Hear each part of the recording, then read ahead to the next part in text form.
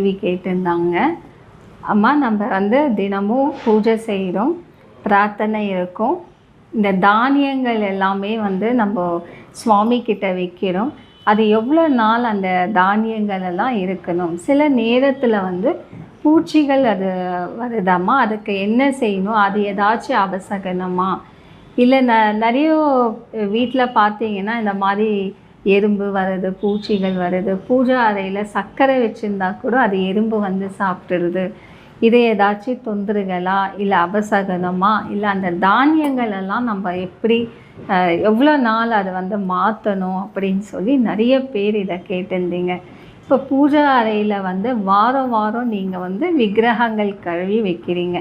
பொதுவாக சில பேர் வந்து 3 வாரத்துக்கு கழுவாங்க.